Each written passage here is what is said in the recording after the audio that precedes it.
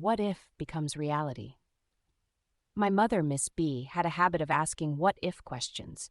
It was her way of starting deep conversations, and I think in some way she wanted to prepare me for life's uncertainties. But there was one question she asked over the years that I absolutely hated. What if I die? How would you handle it? What would my funeral be like? I would squirm. I would change the subject. I would throw up my hands in protest. Anything to avoid speaking those words into the universe. I didn't want to imagine life without her. But still, she asked, and being the daughter she raised me to be, I indulged her because I never wanted to disrespect her thoughts or silence what she felt she needed to say. Now, I see it for what it was. She wasn't just asking me to test my reaction. She wanted to know, deep in her soul, that I would love her just as fiercely in death as I did in life, that I would honor her, that I would carry her with me even after she was gone. And then it happened. The what if became real. And it wasn't a fleeting question anymore. It was a catastrophic blow to my world, a shattering of my heart and psyche that no amount of preparation could have softened. My life changed as I knew it. The funeral that once made me queasy to even think about, I was suddenly responsible for planning. The grief I spent years avoiding, I was drowning in it. Now, I don't engage in what-if conversations anymore. Not with my children. I don't ask them to imagine my death. I don't test their emotions with questions about how they would cope. Instead, I've quietly made arrangements. I've put things in place to assist them when that time comes. Because having to plan a funeral for your parent is something I wouldn't wish on anyone. I recognize not everyone has a reverence or love for their mother like I do. Grief doesn't look the same for everyone. For some, the weight of planning a funeral is suffocating. For others, it's a relief. And that's the complexity of love, loss, and the relationships we have with our mothers.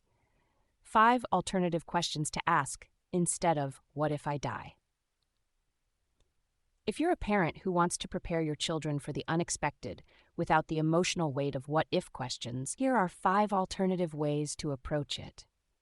What brings you the most comfort when you're struggling? This helps gauge how your child copes with difficult emotions and what they might need in a time of loss. What family traditions do you love the most and want to keep alive? A way to ensure that your legacy, values, and special traditions carry on. If you could bottle up one memory of us together forever, what would it be? Encourages reflection on love and connection rather than loss. If I ever couldn't speak for myself, what do you think I would want? A way to have important conversations about wishes, but without framing it around death. How can I support you now in ways that will still help you later? This opens the door to discussing emotional, financial, and practical support in a loving way. If you've ever been on the receiving end of a what if question and later had to live through its reality, I see you. I feel you. And you're not alone. The Heart of Miss B Inc. is here as a resource for women navigating the loss of their mothers. We don't just talk about grief in theory, we live it, we breathe through it, and we find ways to honor our mothers while still honoring ourselves. Let's keep this conversation going. How do you prepare for life's uncertainties without burdening your loved ones?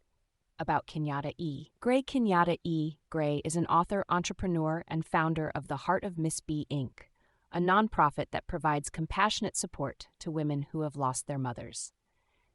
Since her mother's passing, Kenyatta has turned her grief into a driving force, building a legacy that speaks to resilience, purpose, and healing. She has published several books, launched a successful nonprofit, and created programs that help others navigate the path of loss.